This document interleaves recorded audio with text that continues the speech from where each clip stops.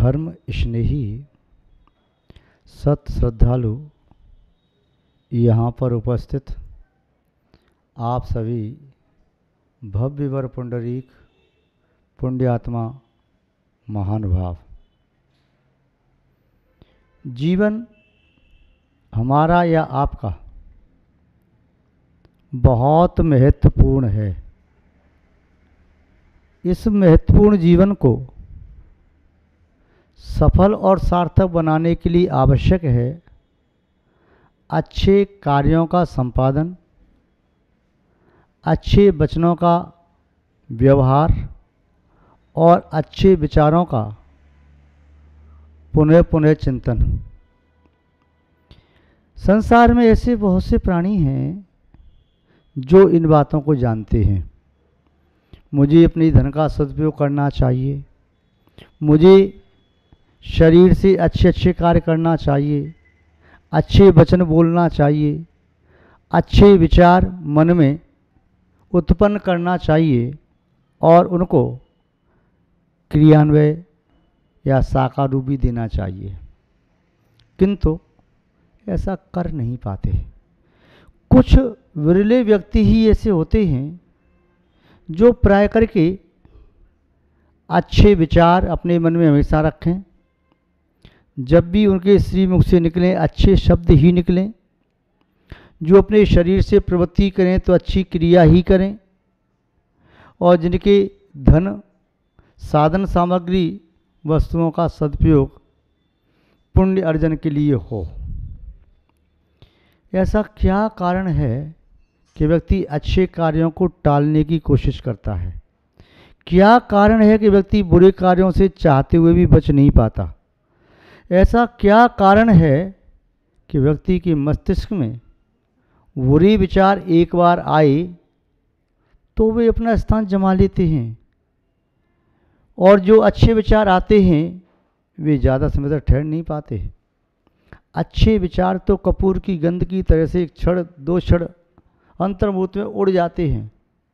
अच्छे विचारों के पक्षी मस्तिष्क में क्यों नहीं ठहर पाते? बुरे विचार ऐसा लगता है फेविकोल की जोड़ की तरह से वहाँ पर स्थायी हो गए हों। हम बार बार कोशिश करते हैं फिर भी बुरे विचार निकलते नहीं। अच्छे विचारों को लाने की कोशिश करते हैं, ठहरते नहीं। हम कई बार प्रयास करते हैं कि अपने श्रीमुख से अच्छे वचन ही बोलेंगे, किंतु इसके बावजूद भी जब हमें क्रोध आता है, जब हम अहंकार से भरे होते हैं, जब हम इल्लीगल रूप से किसी वस्तु को प्राप्त करना चाहते हैं, या जब लोभ की अग्नि जल रही होती है, या हास और परिहास के माहौल में होते हैं, या कभी दुखी और शोकाकुल होते हैं, या भयान्वित होते हैं, तब हमारे श्रीमुख से सहज शब्द क्यों नहीं निकलते? फिर संस्कार वशात वही शब्द इन्हें हम बोलना नहीं चाहते वही क्यों निकलते हैं? क्रोध की आवेश में ऐसा लगता है श्रीमुख से अग्नि के गोले निकल रहे हों। कई बार ऐसा लगता है अहंकार के कारण शब्द अपने मुख से परुष निंद्य कठोर निकलते हैं। लोभ के कारण मिथ्या भाषण होता है। हास परिहास में दूसरों के अपमानजनक शब्दों का प्रयोग भी किया जाता है। शरीर से क्रिया चाहते हैं, अच्छी अच्छी क्रियाएं हों, फिर भी अच्छी क्रिया करने की चेष्टा या तो कर नहीं पाते या अच्छे कार्यों को ज़्यादा समय तक कर नहीं पाते। इस संबंध में विचार करने पर कुछ बातें महत्वपूर्ण हैं जिनके कारण हम अच्छे विचारों को अपने मस्तिष्क में स्थान नहीं दे पाते हैं, अच्छे वचनों को अपने श्रीमुख से बार बार नहीं कह पाते हैं, अच्छे कार्यों का संपादन अपने शरीर से नहीं कर पाते हैं, अपने धन साधन सामग्री और उपकरणों का समयानुसार और स्थान के अनुसार हम सम्यक उपयोग नहीं कर पाते।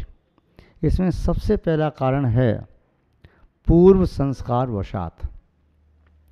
यदि हमारे जीवन में पुनः पुनः अशुभ विचार आ रहे हैं तो समझो पूर्व संस्कार वशात। यदि हमारे मुख से बार बार अशुभ शब्द निकल रहे हैं तो समझो पूर्व संस्कार वशात। यदि हम पुनः पुनः उसी मिथ्या क्रिया को पाप की क्रिया को कर रहे हैं तो समझो पूर्व संस्कार वशात। यदि हमारे धन साधन सामग्री का सही सदुपयोग नहीं हो पा रहा है, हम सदुपयोग करने वाले को नहीं दे करके दुरुपयोग करने वाले को मना नहीं कर पाते पूर्व संस्कार वशात। जैसे किसी बर्तन में पहले छाछ रखी थी, वह छाछ अब उसमें से निकाल ली, उसमें शुद्ध दूध भी भर दिया, तब भी वह दूध छाछ के संस्कारों से वह दही जम जाता है। पूर्व संस्कार वशात अच्छी क्रिया भी बुरी हो जाती है। पूर्व संस्कार वशात जैसे कुमार बर्तन बनाते समय चाक को वह डंडे से घुमाता है और घुमा करके अपने डंडे को निकाल के अलग रख देता है, किंतु चक्र वह फिर भी घूमता ही रहता है। क्यों? पूर्व संस्कार वशात। हम पाप को बार बार कर रहे हैं, क्यों? पूर्व संस्कार वशात। हमारे चित्त में विशुद्धि ठहर नहीं पाती, अशुद्धि स्थान बना लेती है, क्यों? पूर्व संस्कार वशात। तो सबसे पहला कारण है कि हम अच्छे कार्यों को क्यों टाल देते हैं, अच्छे विचारों को क्यों निकाल देते हैं, क्यों नहीं ठहरा पाते? पूर्व संस्कार वशात। कारण क्या है? जिस व्यक्ति की बैठक में पूर्व काल से उस प्रकार के व्यक्तियों का निवास गोष्ठी चलती रही है, जो व्यक्ति अशिष्ट हैं, जो व्यक्ति अशुभ विचार से सहित हैं, जिनका खान पान अशुद्ध है, जिन्हें आवारा लड़के कहते हैं, जो अशुद्ध खान पान करते हैं, ऐसे व्यक्ति, ऐसे युवा उस बैठक में बैठे रहे तो अच्छे सज्जनों को हम बिठाने का प्रयास करेंगे, वे वहाँ की वर्णा को देख करके चले जाएंगे। और पूर्व संस्कार वशात जो पहले लड़के वहाँ आते थे पुनः पुनः वहाँ आ जाते हैं, बिना बुलाए भी आ जाते हैं और ठहरते हैं। ऐसे ही हमारे चित्त में पूर्व संस्कार वशात वही पुरानी बातें बार बार आती रहती हैं। पूर्व संस्कार वशात हमारे श्रीमुख से वही अशुद्ध शब्द निकलने लगते हैं। पूर्व संस्कार वशात हम पुनः पुनः उसी पाप की क्रिया को करने लगते हैं जिस पाप की क्रिया से बचना चाहते हैं। तो पूर्व संस्कार मुख्य कारण है। दूसरा कारण है द्रव्य क्षेत्र काल भाव की अनुकूलता न होना। हम अच्छे कार्यों को क्यों नहीं कर पाते? क्योंकि हमें अनुकूल द्रव्य नहीं मिल पाता है, अनुकूल क्षेत्र नहीं मिल पाता है, अनुकूल काल नहीं मिल पाता है, अनुकूल परिणाम नहीं होते हैं, वैसा माहौल नहीं मिलता। जैसे कोई व्यक्ति विद्वानों के बीच में बैठ जाए तो वह भी विद्वत्ता की एक दो बात करने लगता है। साधकों के बीच में बैठ जाए तो आंख बंद करके बैठा हुआ वह सामान्य व्यक्ति भी साधक जैसा प्रतीत होता है। सूर्य के प्रकाश में पड़ा हुआ कांच का टुकड़ा भी रत्नों की संगति में रत्नों जैसा चमकने लगता है। ऐसा माहौल बन जाए तो व्यक्ति बुरे कार्यों को छोड़ सकता है। उसे द्रव्य ही प्रतिकूल मिल रहा है, उसका क्षेत्र भी प्रतिकूल है, उसका समय भी काल भी प्रतिकूल है। अब भाव उसके प्रतिकूल हो जाते हैं। जैसे कोई व्यक्ति रात्रि के समय शराब पीता था, वह व्यक्ति शराब को छोड़ना चाहता है, किंतु पूर्व संस्कार वशात उसी स्थान पर जहाँ पहले शराब पीता था वहाँ पर पहुँच गया। वही समय जिस समय पीता था, वही स्थान जहाँ पर बैठ के पीता था और शराब की बोतल भी सामने रखी हो तो उसका मन फिर पुनः पुनः पीने का करेगा। जो स्मोकिंग करने वाला है, जर्दा तम्बाकू गुटखा खाने वाला है, वह छोड़ता है, पुनः पुनः उसे वही चीज़ सामने दिखाई देती है, वही समय आ जाता है, इस समय में इस वस्तु का सेवन करता था। तो पूर्व संस्कार वशात वह संस्कार जाते नहीं हैं, बुरी चेष्टा करने के अच्छे संस्कार ठहर नहीं पाते। जैसे बबूल किसी खेत में उगे हों, उससे भूमि बंजर हो गई हो, अब झाड़ झंकट भी उसमें लगे हैं, कोई व्यक्ति उन्हें उखाड़ करके यदि वहाँ पर गुलाब के पौधे लगाना चाहे तो पूर्व संस्कार वशात उसमें बीच बीच में पुनः बबूल के पेड़ पैदा हो जाते हैं, झाड़ झंकड़ पैदा हो जाते हैं, गुलाब अपना स्थान वहाँ जमा नहीं पाते, पुष्पों के पौधे वहाँ अपना स्थान जमा नहीं पाते, यदि बोते हैं तो पुनः वह सूख जाते हैं, मुरझा जाते हैं। ऐसे ही पूर्व संस्कार वशात हमारी पुनः पुनः क्रिया वही होने लगती है। तीसरा मुख्य कारण है कुसंगति। हम अच्छे कार्यों को क्यों टाल देते हैं? क्यों कुसंगति का हमारे जीवन पर ऐसा प्रभाव पड़ता है जिसके कारण अच्छे कार्यों को करने का हम साहस कर नहीं पाते।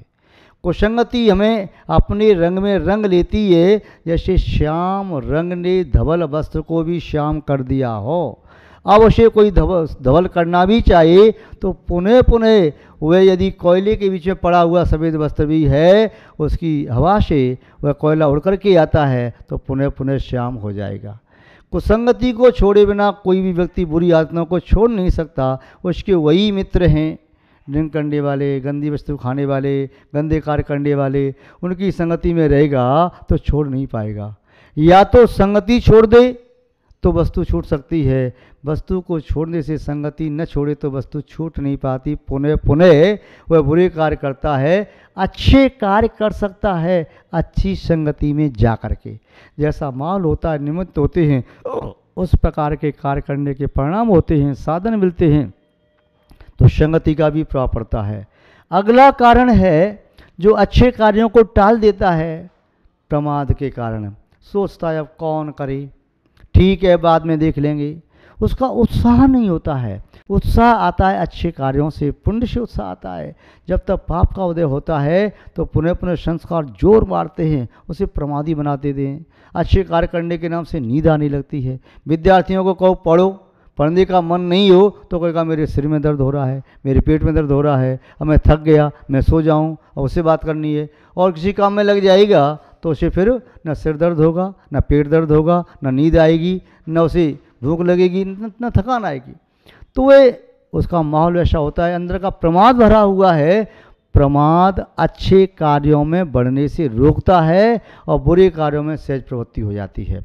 अच्छे कार्यों को करने का आशय है किसी जल को ऊपर ले जाना, और बुरे कार्य करने का आशय है जल का बह कर के नीचे आ जाना। जल बह कर के नीचे तो अपने आप संस्कार वशात स्वभाव से आ जाता है, ऊपर ले जाने के लिए पुरुषार्थ करना पड़ता है, मन वचन काय पर नियंत्रण करना पड़ता है। तो प्रमाद भी इसे बहुत बड़ा कारण है। अगला कारण है उसके जीवन में जो अच्छे कार्य नहीं हो पाते हैं, उसके आत्मविश्वास की कमी।